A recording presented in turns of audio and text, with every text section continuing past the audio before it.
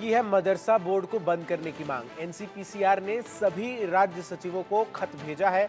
मदरसों को फंडिंग नहीं देने के लिए पत्र जो है वो लिखा गया है। गैर मुस्लिम बच्चों को दूसरे स्कूलों में शिफ्ट किया जाए, ये भी जो है साफ तौर पर इस खत में लिखा गया है। तो मदरसों के खिलाफ एनसीपीसीआर ने आवाज उठाते हुए मदरसों को और मदरसा बोर्ड को बंद करने की अपील की है और सभी राज्य के सचिवों को ये पत्र लिख कहा गया है कि मदरसों को फंडिंग ना दी जाए, साथ ही साथ गैर मुस्लिम बच्चों को दूसरे स्कूलों में शिफ्ट जो है वो किया जाए। इस बात का जिक्र जो है वो इस खत में किया गया है।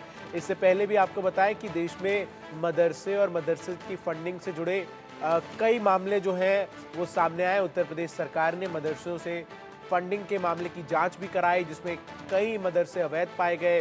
कुछ ऐसा ही असम में भी होता हुआ नजर आया और उसके बाद से लगातार ये मांग उठ रही है कि मदरसा के इस सिस्टम को ही जो है समाप्त कर देना चाहिए।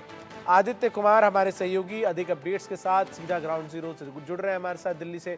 आदित्य, क्या कुछ अपडेट है इस पूरे मामले में?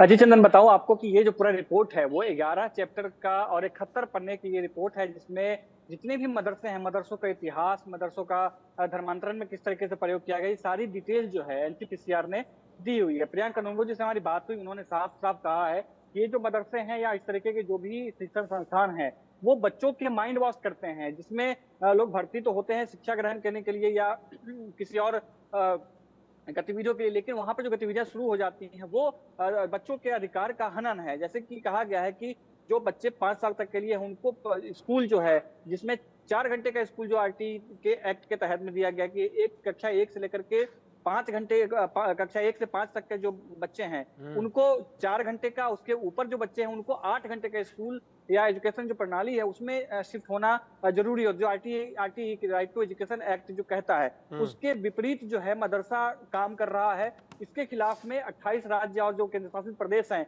उन सभी को चिट्ठी लिखी गई है कि इस तरीके के जितने भी मदरसे हैं सभी को बैन किया जाए, उनके जो भी फंडिंग्स है वो बैन किया जाए, और साथ ही जितने बच्चे उसमें पढ़ाई कर रहे हैं, चाहे मुस्लिम हो या नॉन मुस्लिम हो, खासतौर से नॉन मुस्लिमों के साथ में इस तरीके की बात की गई कि जिनको निकाल करके राइट टू एजुकेशन के तहत जो स्कूल हैं वो जिसमें एक वैज्ञानिक विधि से पढ़ाई कराई जाती है, जिसमें आरटीई एक्ट लागू है, ऐसे स्कूलों में उनको दिया जाए। ये पूरा का पूरा मामला जो है धर्मांतरण और अवैध तरीके से बच्चों के माइंड वॉश करके इस्लाम कबूल करवाने से जुड़ा हुआ है। ये एनसीपीसीआर पिछले 2-3 सालों से लगातार इस पर काम कर रही है, जिसमें ये जो पूरा रिपोर्ट तैयार हुआ है वो रिपोर्ट कहता है कि जितने भी बच्चे हैं सबका ये अधिकार है कि उनको एजुकेशन दिया जाए, शिक्षा दिया जाए, शिक्षा से किसी तरीके से उनको वंचित नहीं रखा जाएगा। उसी के आगे की ये रिपोर्ट लिखी गई है। जी चंदन। और आदित्य, ये पहला मामला नहीं है जब मदरसों और मदरसों की फंडिंग पर सवाल उठे हैं। इससे पहले हमने देखा था उत्तर प्रदेश में किस तरीके से योगी सरकार ने जब मदरसों और मदरसों की फंडिंग की जांच कराई तो कई सारे अवैध मदरसे जो है वो निकलकर सामने आए। कुछ ऐसी तस्वीरें असम से भी आई थी। तो लगातार बार बार इस मुद्दे को जो है वो उठाया जा रहा है। अजय चंदन, बिल्कुल एनसीपीसीआर ये का भी कहना पहले से भी ये रहा है कि जितने भी मदरसे हैं उन सब की प्रॉपर जांच करवाई जाए कि किस तरीके से बच्चे उसमें जा रहे हैं। जी, में क्या होता है कि वो धर्मांतरण की तरफ बढ़ते चले जाते हैं। बच्चों को जो वैज्ञानिकता की तरफ बढ़ाया जाना चाहिए, पढ़ाया जाना चाहिए, ताकि वो आगे अपने भविष्य में कुछ अच्छा कर सके, अपने करियर को अच्छा बना सके, वो उसमें न जाकर के धर्मांतरण और धर्म के जाल में फंस जाते हैं। इस तरीके के मामले आपने असम की बात जिक्र किया, असम के साथ साथ आपने देखा होगा मेरठ में भी इस तरीके के मामले आए, दिल्ली में मामले आए, गाजियाबाद में ऐसे मामले आए, नोएडा में ऐसे मामले सामने आ चुके हैं। तो दिल्ली एनसीआर के जो क्षेत्र हैं वहां पर भी इस तरीके, जहां पर सुरक्षा व्यवस्था बहुत सख्त मानी जाती है, जहां पे लुटियंस है, जहां पे पूरा भारत चलाने के वाले लोग रहते हैं, नाक के नीचे इस तरह के काम किए जा रहे हैं। तो इस तरीके के जो मामले हैं वो लगातार सामने आ रहे थे, जिसके बाद एनसीपीसीआर ने ये रिपोर्ट जारी की है। इसका खासा असर जो है जरूर पड़ने वाला, बहुत ही महत्वपूर्ण रिपोर्ट है ये। जब 71 पेज का वो पूरा 11 चैप्टर्स का जब पढ़ेंगे तो कई खुलासे किए गए हैं कि देश के आजादी से पहले और उसके बाद किस तरीके से जानबूझ करके मदरसों को एक समय के साथ बढ़ने नहीं दिया गया, उनको जानबूझ करके एक पीछे समय से पीछे रखा गया, ताकि जो बच्चे हैं उनमें एक रिपोर्ट, उस रिपोर्ट में एक खास बात आप देखेंगे कि जिस तरीके से भारत में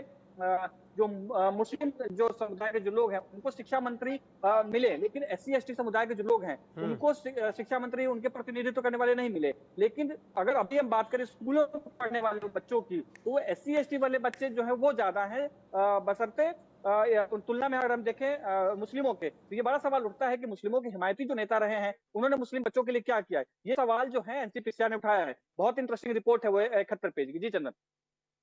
और इस रिपोर्ट के सामने आने के बाद जो है वो कई बड़े सवाल जो है वो खड़े भी हो रहे हैं। बहुत बहुत शुक्रिया आपका आदित्य हमारे साथ जुड़ने के लिए। आगे बढ़ते हैं, ईरान पर बहुत बड़ा साइबर अटैक जो है वो किया गया है।